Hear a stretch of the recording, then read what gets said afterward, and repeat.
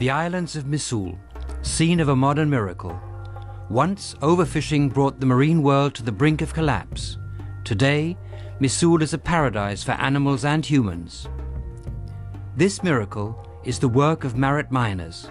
Together with her husband and local residents, she convinced the authorities to impose a no-fishing zone. We leased this island as well as 300,000 acres of the sea surrounding it to create the Misool Marine Reserve. That's about twice the size of Singapore.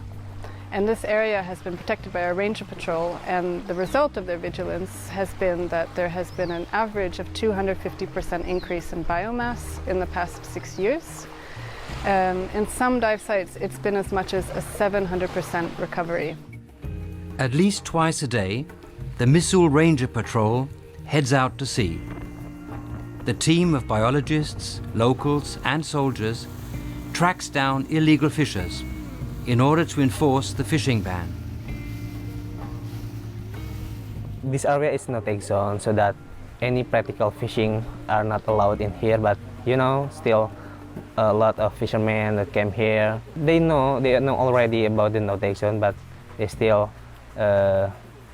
fishing in this area. Anyone caught fishing can face a fine or even a spell in prison.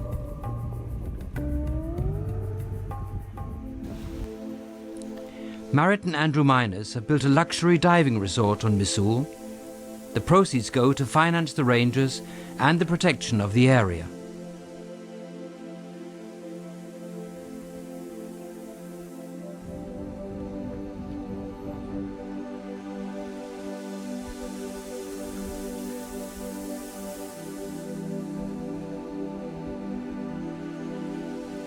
When we arrived here in 2005, it was a shark finning camp on this very beach where our restaurant is now. They were taking the fins, throwing back the rest of the shark, and then those fins were sold to middlemen and then onwards to China and Hong Kong. Fishers using dynamite and cyanide have almost destroyed the fragile marine world. And it had gotten to the point that it was so bad that people were finning tiny, tiny sharks, and they were also finning pregnant sharks, opening up the mother's belly and then finning the fetal sharks as well, which the fins are about this big. The shark finning in the early 2000s was very intense compared to other places, really because it was one of the few places in eastern Indonesia where you still had sharks. And so they were really hammering them hard in that early 2000s time frame. Since Marit and Andrew arrived on the island, the marine world has recovered. Within just a few years, the sharks have returned. So have turtles, manta rays, and many other fish species.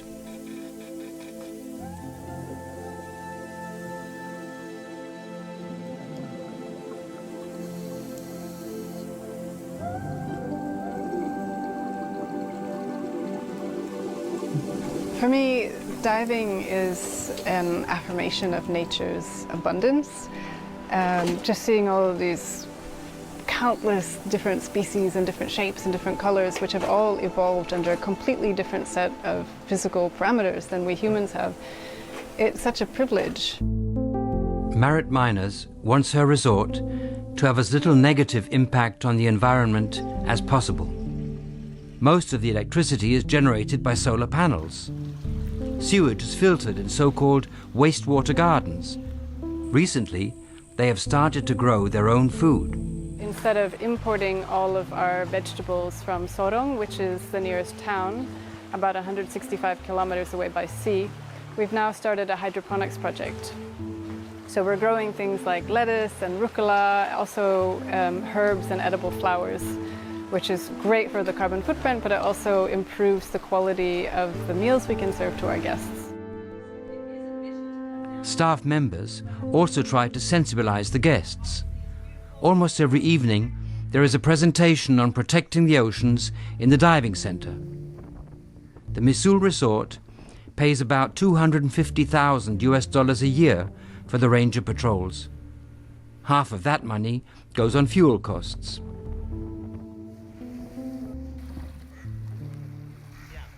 On the beach of Warakaret, an uninhabited island, the rangers discover 2 new turtle nests. They count the eggs and then brush away the turtles' tracks. The eggs are a favorite dish of the local monitor lizards. Apa? Ini makan biawak. This one is example that the monitor lizard bitten by monitor lizard. A female turtle lays up to 100 eggs in her nest. If the rangers didn't protect the nests, only about 10% of the turtles would hatch. The regular patrols have had an impact on illegal fishing. Over the past years, serious incidents have become rare. The last time they encountered shark finners was in October 2016. The rangers caught the fishermen in the act, and Andrew and Marit Miners confronted them in person.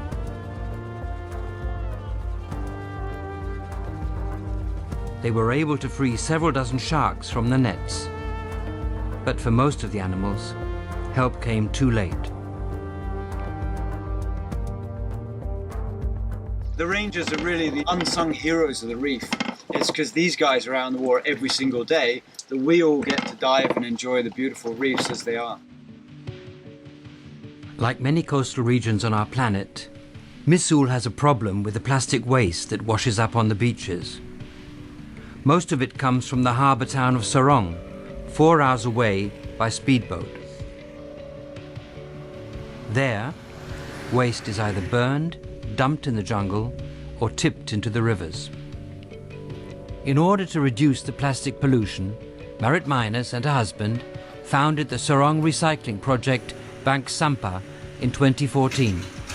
Local residents can bring their plastic waste to one of the 92 collection points, where it is sorted and recycled. In return, money is paid into their account.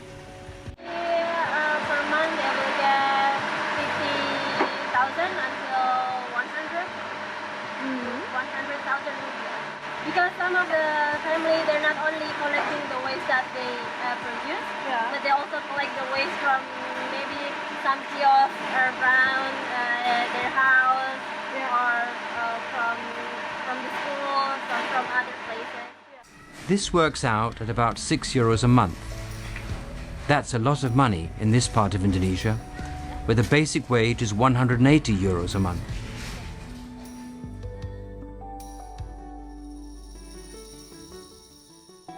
Tourists like Misool's holistic and ecological approach.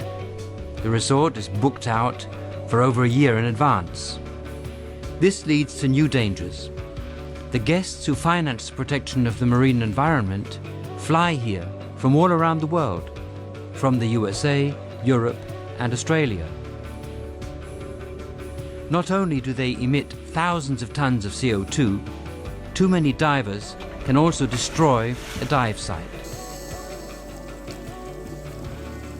I think every night I have so many sleepless nights wondering about if my son will get to see coral reefs when he's grown up, or if we will have already killed them.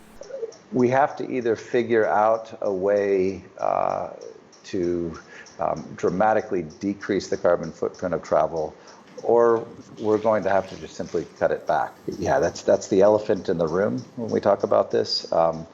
I'd like to think that we're going to find some way to make travel a lot less carbon heavy, but it might be that we come to the conclusion that this was a horrible plan, and we need to scale it back dramatically. Misool's diving centre does its best to distribute the tourists evenly. Every morning, they contact the safari boats by radio and tell them which dive site their guests can visit that day. In general, the boats follow the rules, but if more divers arrive, this won't be enough to protect the reefs. Can Misool serve as an example for other projects? Less than 4% of the world's oceans are protected, and even there, commercial fishing is very often permitted or tolerated. Misool is the great exception, and proof that, given the chance, nature can heal itself. Misool also shows that two individuals can succeed where for decades states and the United Nations have failed.